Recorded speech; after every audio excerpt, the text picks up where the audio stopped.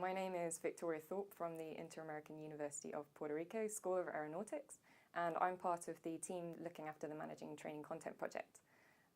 Our genesis of our project was looking at the future of the national airspace system and seeing that all of the portfolio of next-gen projects are basically working towards technology-enabled efficiency. So ADS-B, SWIM, remote air traffic control towers, etc. All of these projects are working to actually have greater efficiency within the operational system. Well, it's axiomatic that if the operational system is working towards streamlining, then training management and delivery need to keep pace. So that was our project. We were looking at how training management and delivery can keep pace with the operational environment. So the FAA currently has a critical gap in their training management in that they are not taking advantage of technological improvements out there already on the market that could improve the efficiency of their training management and delivery. Currently, the way that the FAA runs training is predominantly distance online courses and residential classroom-based courses. There are a number of problems with the way that these courses operate that are going to impede operational effectiveness in the future. Looking at classroom-based delivery, there are significant costs associated with classroom-based courses. Some of these costs are obvious. We're talking the instructors themselves, travel, accommodation per diem for the students, but there are lots of hidden costs of classroom residential courses, including overtime for personnel covering back at home, loss of productive service, and also the compounded stress of students returning to their facilities with currency requirements and ELMSs that are mandatory. Just because you leave for a week on a course doesn't mean that you don't need to keep up with all the requirements back at home.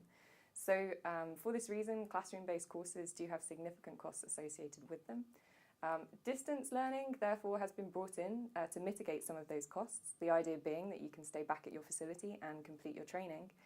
However, distance learning is not very popular. Why? Because it's one size fits all, and it often takes an unnecessarily long amount of time. So students now, professional learners, are having to find time in the normal working day, which is getting increasingly busier, to actually find time to complete this training. So these two methods are quite old-fashioned, they're outdated, and what we were looking at on the Managing Training Content project team was how we can improve and make these systems more efficient. Well, we focused on artificial intelligence. Artificial intelligence is breathing new life into educational theory and practice. Using adaptive learning, algorithmic technology, and cloud-based data sharing and analytics, we can shatter the long-standing notion that you need to start a course at the beginning, you need to follow a fixed predetermined route, and you need to complete all the modules to demonstrate mastery. With adaptive learning, the system learns what you know already, how fast you learn, how quickly you're adapting to the course content, whether you even need to take the next section, or indeed by adaptive assessment, whether you need to take the course at all. So adaptive learning has huge efficiencies potential for the FAA, and that was the focus of our study. So we looked at adaptive training theory, and we've come up with a new definition for adaptive training.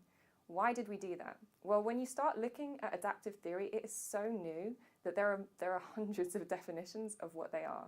And this is a caution for the FAA. The FAA needs to determine exactly how it wants its training to be adaptive in order to get the results that it wants. So to do that, we came up with a tripartite definition that defines adaptive training as either adaptive in appearance, where the learner has control over the physical content that they're looking at.